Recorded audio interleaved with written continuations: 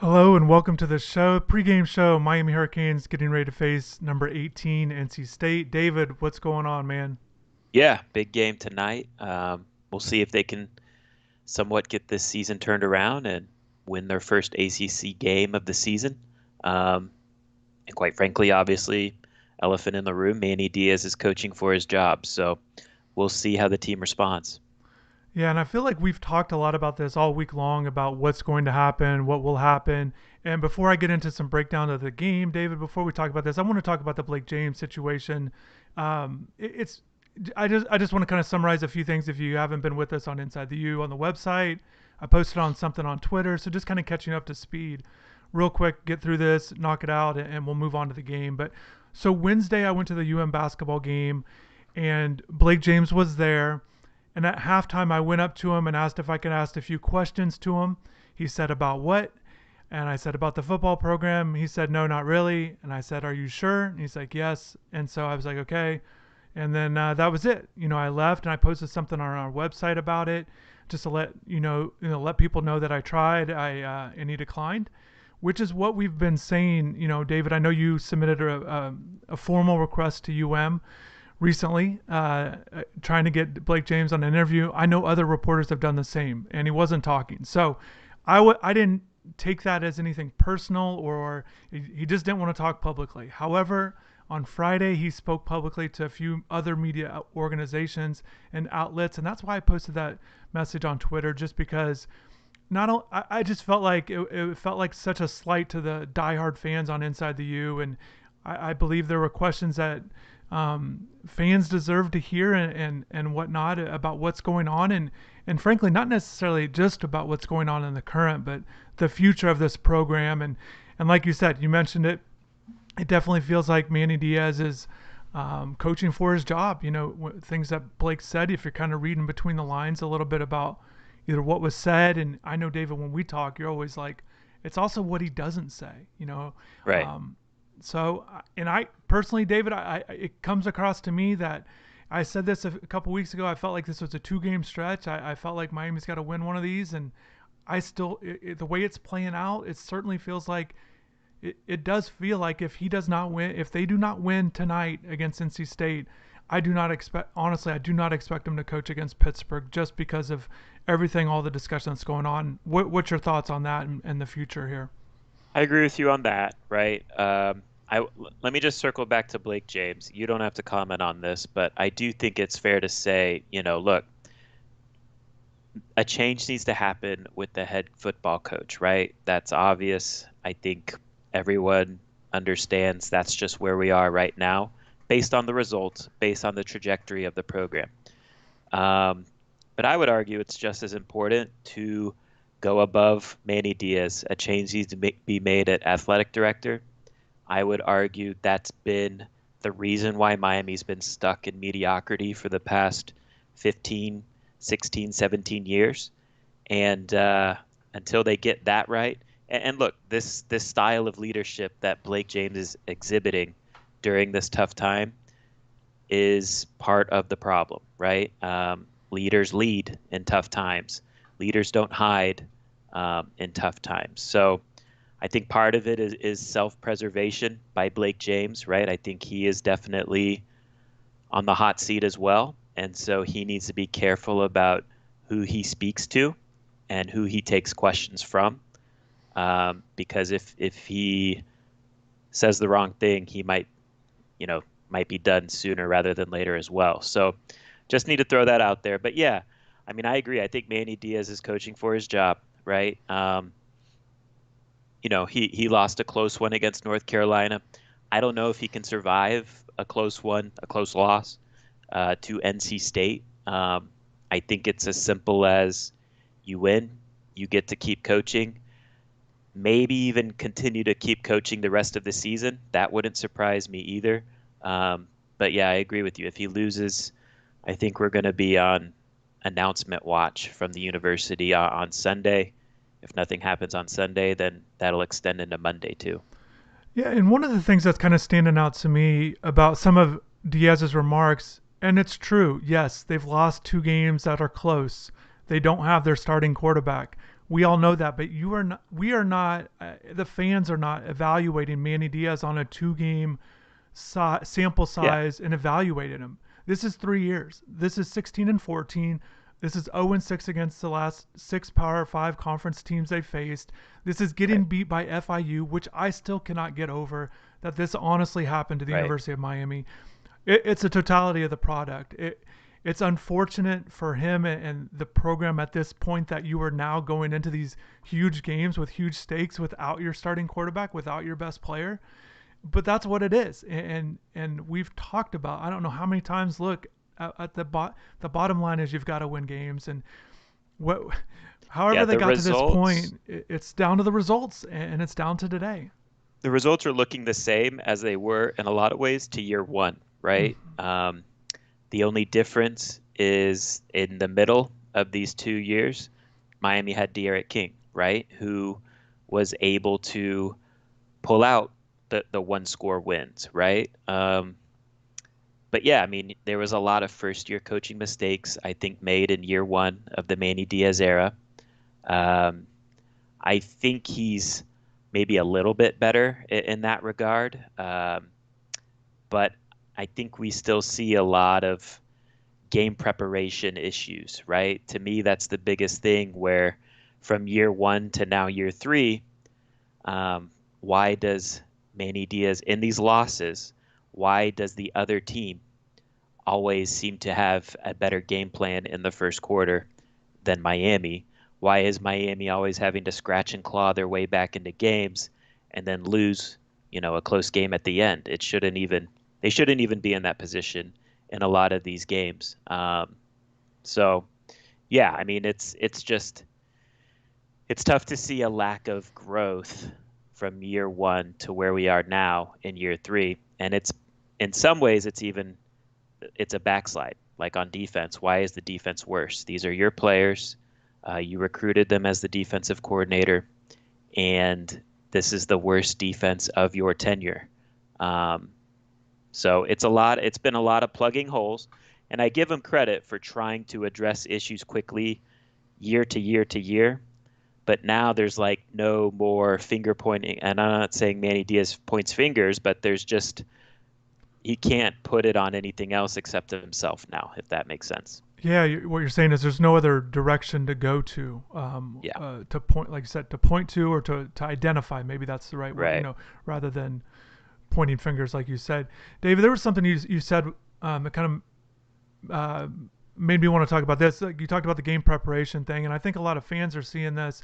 And then also, if you're paying attention to post game comments, you're hearing stuff of players saying, "Well, we didn't expect that to happen," right? Like, we've Sure. heard that a number of times on both sides of the ball, David. It feels like over the years, and I bring this up because we do hear that, and it reminds me of this thing. And I know I shared it with you this week, but I want to share it to the viewers. Shout out to everybody that's here right now in the chat and jumping in, and certainly can watch this back. But so with things that I like to do in college football and paying attention, try to access more information. I try to gather information on other teams, even teams Miami's not going to face or anything like that. So I was watching an Oklahoma coaches show the other day, and they were asking the offensive coaches about getting ready to face TCU, and essentially saying that every year that TCU faces Oklahoma, that TCU comes out with this new defense just for OU game plans.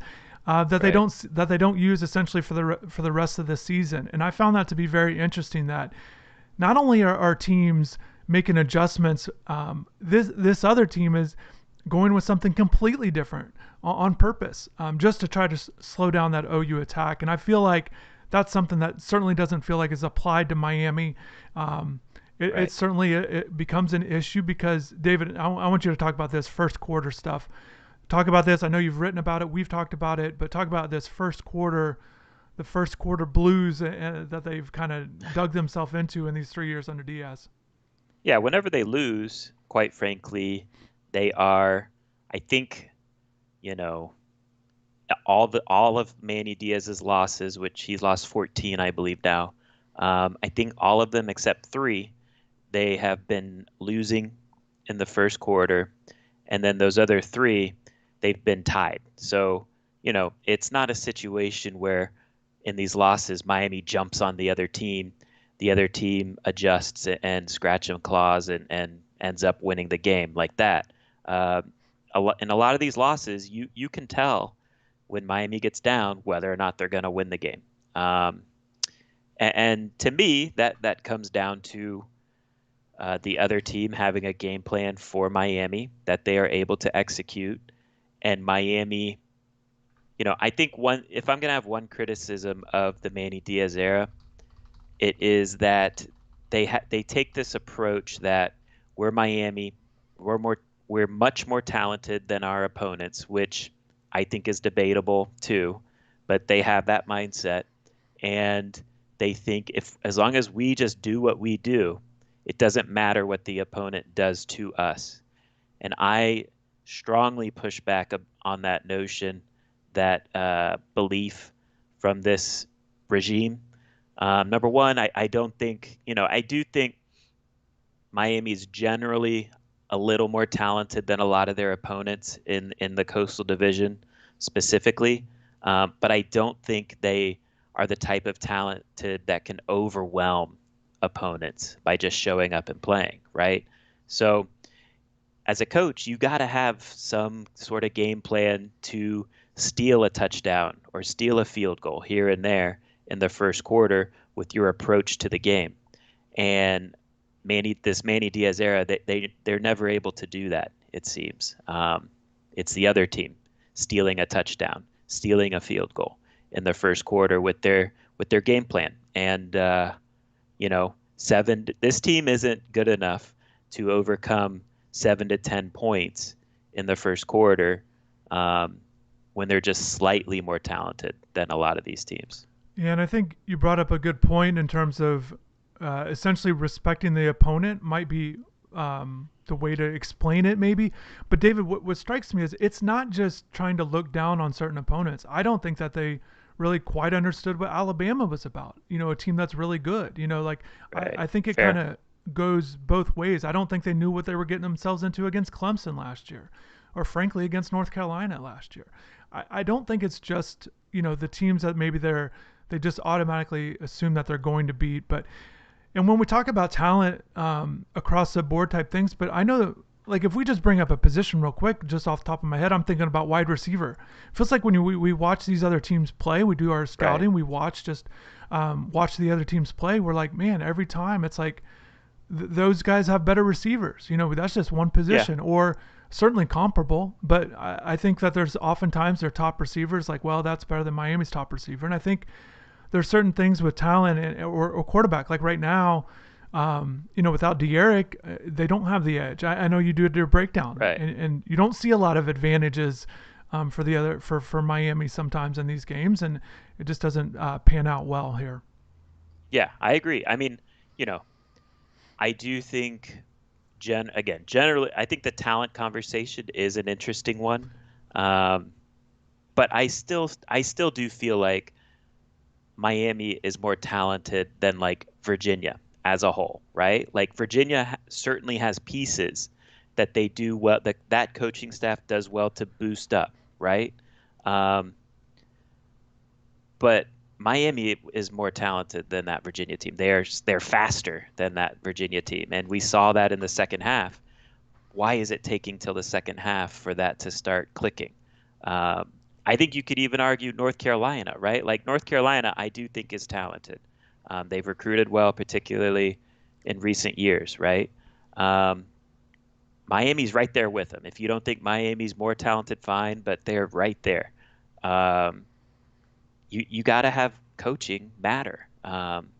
Today, Miami's going to face an NC State team that I think we will notice a difference in speed between the teams, like on the outside in particular.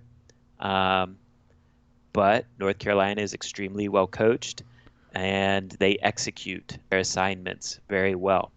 Um, Tackling, not an issue for them. We can get into North Carolina State later, but coaching matters, man. And you can talk about your talent all day long, but if you're not developing guys, if you're not putting them in positions to make plays, and if you're not game planning to make the game more difficult for your opponent, it's going to be hard to win at the level that is expected at Miami.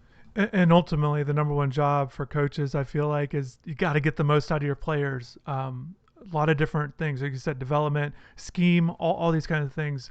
You got to get the most out of the players. That's ultimately what it comes down to. A lot of I want to mention. I do want to get into NC State, David. We've talked a lot about this. Blake James, Manny Diaz stuff. A lot of good people in the chat. There's one that just stood out to me, and I think this kind of sums it up from Mo Hippa here. Football has been depressing. Tired of losing. I understand where fans are Oh coming yeah. from. It's adding up. It's too much, and I know many. I feel like some fans are like, okay, this week I'm not going to watch. I can't handle it, and yet you tune in every week to find out what's going on. Maybe they can turn it around. So, David, keys of the game for Miami tonight. I want to start with defense. NC Okay. State's really impressive. What stands out to you, particularly defensively, as we watched? You know, the Wolfpack's got this 3-3-5 thing working pretty good. Yeah, I mean, to me, um,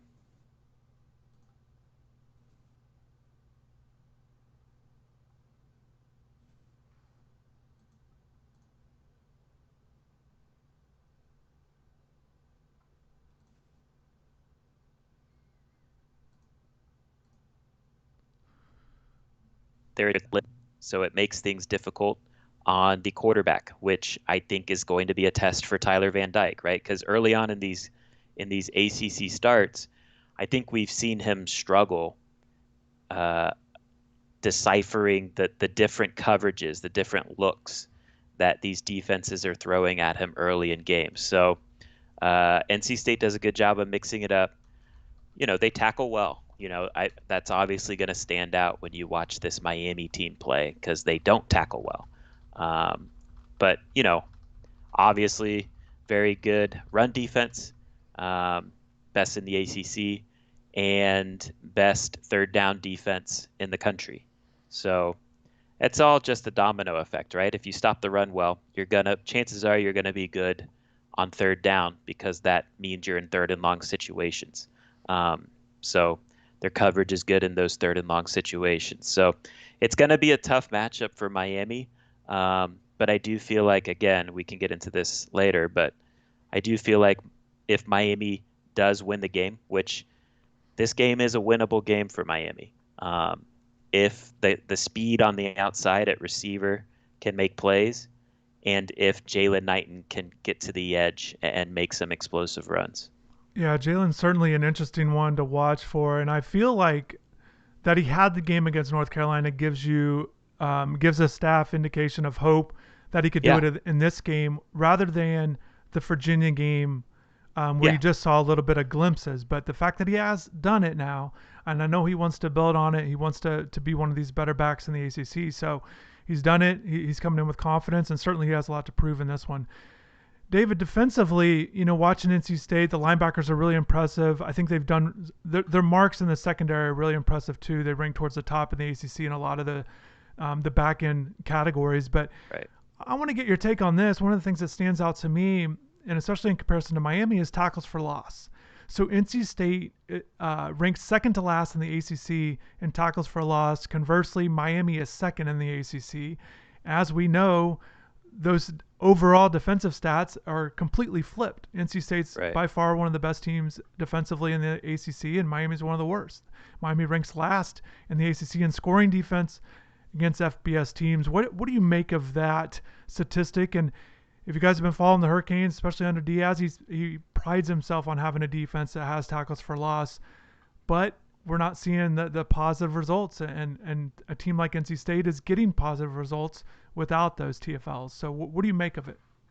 Yeah, I do think a lot of it is due to tackling, right? So when, in terms of like relation to the rushing defense stats being lopsided toward NC State, right? I think when they do get to the ball carrier, that ball carrier goes to the ground. Um, they play their gaps better. They execute their assignments better than Miami. Um, Also, too, like NC State, like tackles for loss, also the sack category goes to tackles for loss, right? And NC State's sack numbers aren't exactly impressive either. Um, so to me, they're just a sound defense that plays their gap and looks to, they get guys on the ground after gains of 1 or 2 or maybe even 3 yards uh, per run. So I think on the season they're averaging like maybe 3.3 rushing yards per carry.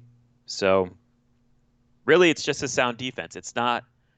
They have the ability to be aggressive, I think, in spots because of their 3-3-5 scheme, but it's not a vertical defense, pedal to the metal style of defense like Manny Diaz runs, which honestly, I mean, this is a conversation I don't really want to have, but you could argue with the personnel Miami has right now, this hyper aggressive style that Manny Diaz runs is not a good fit because these players make so many mistakes, whatever they are, that when you make those mistakes, it's an explosive play and really bad for the defense, of course. So it's just a soundly coached NC State defense.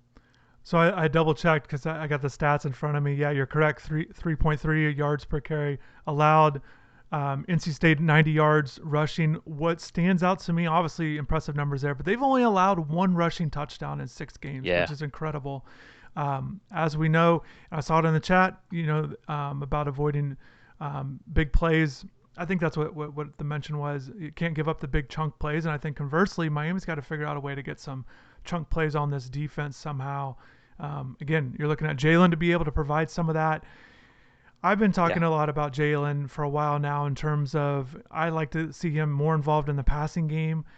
Certainly, it yes. backs up my claim with what we saw against UNC. He takes it 60 yards, and um, I just really like that one cut ability. He kind of gets upfield in a hurry, and I think it would also help Tyler Van Dyke. I'm a little surprised that they don't try to go a little bit more underneath. I don't know why they don't try to get Will Mallory purposely involved, and I know he's had his drops. We can see that, but I think they've got to get a way to get him involved in it. And if you don't feel like Will's the guy, then get Elijah. Somehow they got to get the tight end catching passes in this. I think it would help out Tyler quite a bit, but we've not seen it. Will Mallory 2 catches in the last 3 games total. Um, we will see. One of those catches went for 0 yards. So we'll see how the offense goes. Staying with the Do you know who led them in targets against North Carolina? was it Keyshawn? Keyshawn with 15. 15, right? Yeah.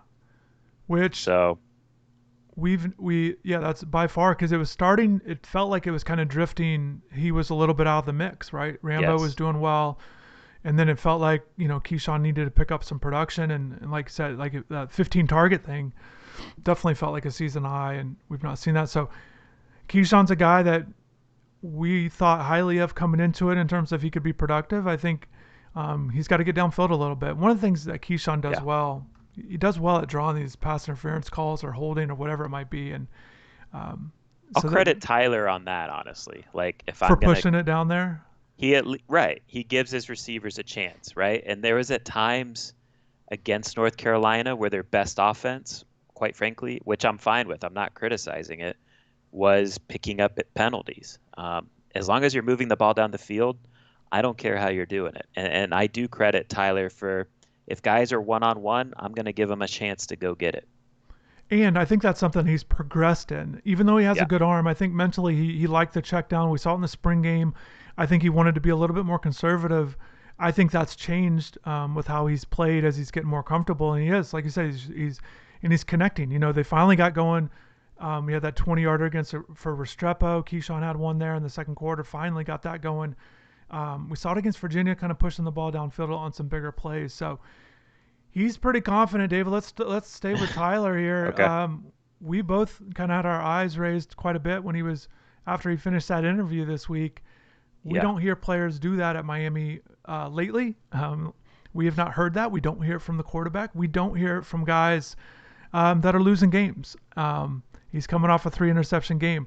Look, if he's kind of oblivious to some of these problems or some of the issues, and he doesn't think there's anything wrong, and it helps him to play well, then I think everybody would be all for it. But Sure.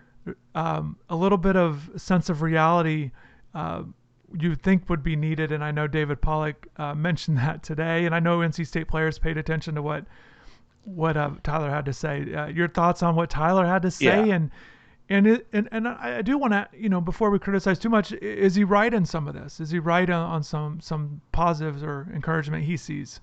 I think a lot of it is the exuberance of youth. I think he is learning uh, how to be a starting quarterback at a major university, and you can no longer speak in ways that you would have maybe at the high school level, right? You have to always show your opponent respect. Nobody in the media necessarily wants quarterback speak, but there's a reason why all the quarterbacks at major colleges and the NFL level speak that way, right? Um, so I do think he's learning how to handle the media uh, rather than shoot at the hip. We'll see if he changes his tune in the post game today. But yeah, and I do think, Chris, part of it too.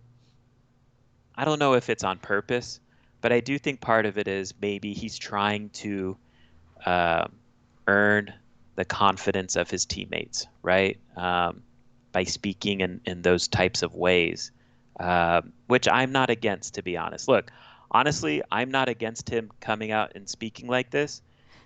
He just now he has to go out and get results. He now has to go out and produce. And if he doesn't, he needs to stop talking like this. It's that simple. So I'm not necessarily ready to criticize it at this point.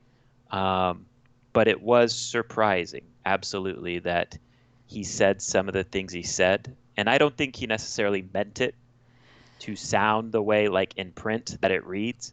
Again, I think he's just kind of shooting from the hip and being very honest. Um, but as you alluded to, I know for a fact, like NC State's players, NC State's coaching staff made it a point of emphasis to their team that, hey, this is how this quarterback's speaking. Hey, and that NC State team prides itself on all that. Dave Doran, I Yeah. talked when I did my preview show with David Thompson. We talked about this. They don't need much motivation, and he will take it. I even thought that Miami comes out as 2 point favorites early on in the betting lines, and it swung quickly. But I was like, well, I think Dave's going to use that as motivation, and David agreed. And uh, they're going to look for anything, and yeah, as far as how players talk to the media, none of that stuff bothers me. I think Tyler also, if I were to analyze it, I think he's essentially echoing a lot of what the coaches are saying. Now, maybe not with Yeah. that tone, but the sense of like, hey, look, guys, we played well at times in the second half. If we just make that into a 4 quarter thing, look what we can do. And I think they're trying to give confidence to these guys. This is a coaching staff that tries to do that, try to glean Right. on certain positives. They're trying anything they can to switch this thing around, and they've got an opportunity tonight to kind of gain some momentum. We've not seen this team all year really feel good about a win. I know the Central Connecticut State thing, but that doesn't count. In the Appalachian State, there was still a little bit of disappointment on the score line there. Um, so they're hoping that one game can help gain some momentum moving Tell me forward, and they're this. trying to take it from even from losses at the North Carolina, because they are right. The coaching staff, they are correct. They were close games. They didn't lead in these 2 games. They're leaving that part out of the equation when they talk, but they did have chances at the end. That's the result. And however they got to the end of the games, they certainly did have chances, and it just didn't happen. Do you think, I'm not saying I believe this, but do you think there's a chance that what Tyler said could be used as like a rallying cry for his team, right? His teammates just saying, yo, Tyler said this, NC State's taking it and running with it. Let's go out and back our guy. Yeah, and I think these guys still have some pride. I felt like it wasn't just Tyler. Jalen's out there trying to prove he can be the guy. When Jared Harrison Yeah. Hunt talked, he was pretty disappointed. I know Bubba wants to play better. I think across the board, they're pretty disappointed in the results. And look, frankly, when you got upperclassmen, you've got guys trying to play for their futures, right? Like they're not just they Sure. can't just make an easy switch of just transferring out. I don't like it here. I don't like the results. I'm going to go somewhere else. A lot of these guys are towards the end of their collegiate careers, and if they want to continue on, they're going to have to play well. So, um, whether that stuff matters, we will find out tonight.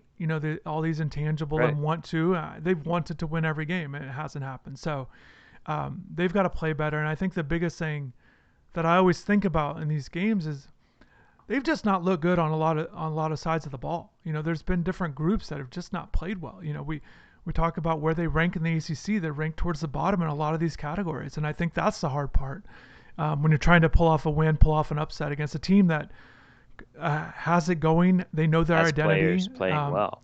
Yeah, their players are playing well. They're happy over there, dancing on the sidelines when they're doing well, and that's not where Miami's at right now.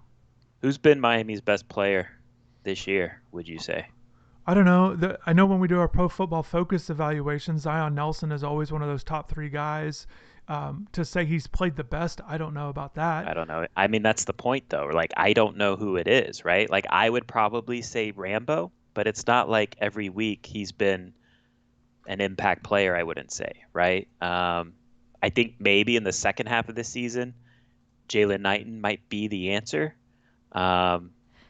But that's the point, right? Like, I can't point to this is the alpha dog of the team. This is the best player of the team, let alone who's lived up to the preseason expectations for the guys that came back, right? So, yeah, Miami's not playing well. NC State, you could name all their top players because they have guys who have progressed since last year. That's another interesting storyline, I think, that's a little underrated with this game.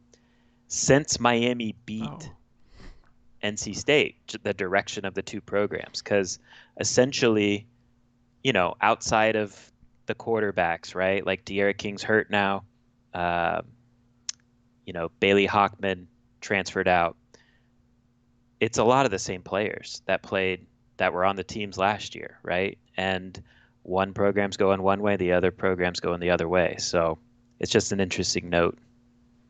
And we've seen that a little bit in Miami's kind of trajectory. We saw it with LSU, for example, when Miami opened with them a few years ago. We saw the trajectory of that program, obviously, to the top. But it's been interesting on those kind of things. And like you said, you're pointing to it from an ACC level. And and this is a team, NC State's got aspirations of winning the conference. So they're definitely, you feel like they're going to come ready to play. And I think if we're looking for indications in this one, if it's going to go well for Miami, that first quarter, I think Miami needs confidence that they can play, that they can make plays. They can't get not just down in scoreline, but like last week against North Carolina, it was like 150 to 10 in total yards in the first quarter. Like that kind of stuff can't happen. They're going to need to, or even the Virginia game, they're going to need to really feel like they can move the ball and not just feel like it. They need to do it because, it's this 4-quarter game, and that's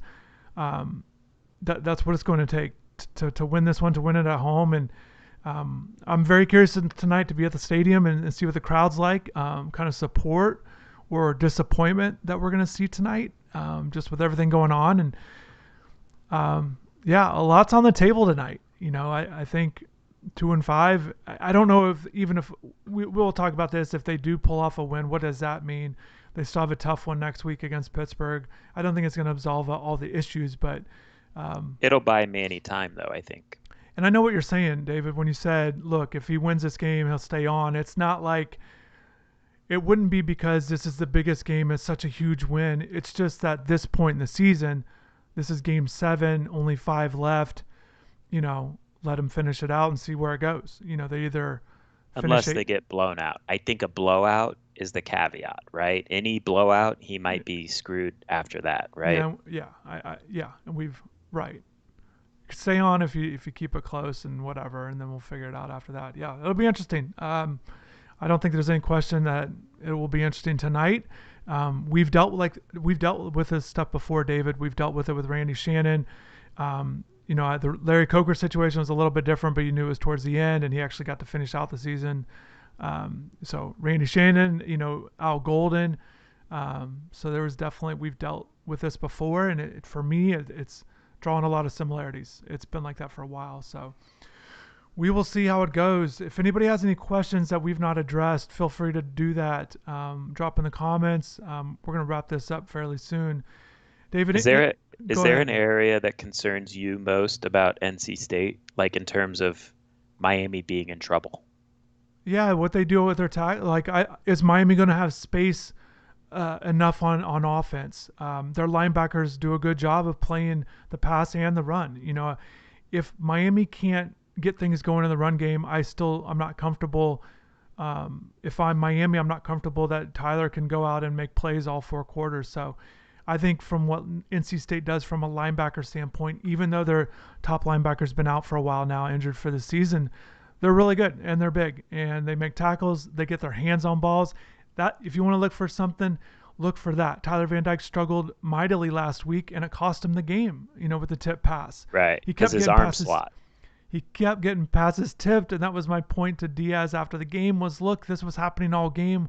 Why would you put him in that situation that it could potentially happen again? And it did. That's something to watch for because NC State does a good job of that when I watch them on film, particularly their linebackers. They can kind of get in passing lanes. So I think that's the concern. If I'm Miami going into this one, if a particular unit, it's that linebacker stuff, what's going on in NC State.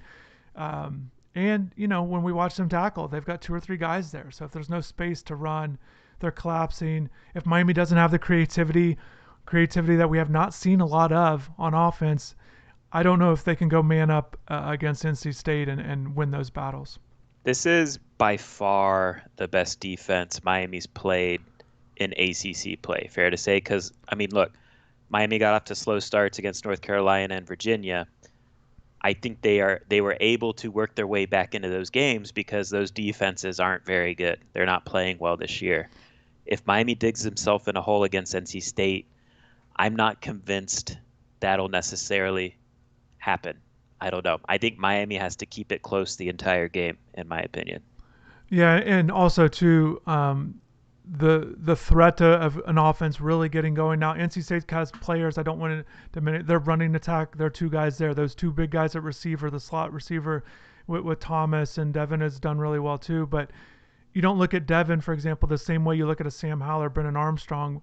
Although Right. he's very good, he's still a very good quarterback, and he's going to do everything he can They to still really have put the up edge, I points. would say, at quarterback. They do. They Yeah. do, and it's probably not that close. Devin doesn't have these disaster games, Yeah. and he knows how to get the ball to his receivers. And one thing that quietly I think Devin does a good job of when he does push the ball downfield, he makes plays. Those 30-yard catches. I think he can do a good job of that at times, and it's going to be a little frustrating because those 6'3" outside guys are very good underneath possession receiver types.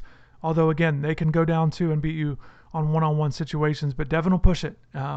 Miami's secondary has to be good in this one. They have to be good against the tackle. So, David, Ike yeah, Ekwonu, also a guy to watch, left tackle. He's yeah, like first round pick type of guy. Short yardage, they'll run to the left side because he is a nasty run blocker. Probably the best run blocker in the country. yeah. Former guard, moved to tackle. He's fun to watch the way they pull. Yeah, if all you NFL fans out there that are interested in the draft, watch him. Your team might be interested in picking him up in 2022. Just one question I saw on the chat. Somebody wanted to do an update on Jeff on Jake Garcia. We've just been told it'd be at least through the end of the month. We've not seen him out at practice. Last time we saw him, he was still in his walking boot after practice this week. So no real Just update reading, there. I would add too, and this is just my opinion, I'm not reporting anything, but just like reading between the lines of the way Manny Diaz delivered that news, it sounded like it would be optimistic if he did. He even said that, I think, optimistically November. So I do think there's a chance, honestly, that Jake might not play this year. I think he's trying to. It's just a matter of how the body heals up. Yeah, they did. I think the wording was hope to have him or optimistic that he'll come back for the regular season, which would be that last week of November. So, yeah. So maybe that bowl game, if he wants to play in that one, if they make it to a bowl They game, make it, yeah. they certainly aren't trending in that direction. So let's wrap this up. David, I know we're going to get to the stadium. You guys can watch this back. If you just jumped on midway through, I talked about the Blake James situation that I had with him this week. Just kind of fill in some details in case you guys hadn't heard or heard a little bit. So just I kind of ranted explain that. about how Blake Manny, James needs to go. yeah, you did. So that was fun. But thanks for watching, everyone. All right, take care.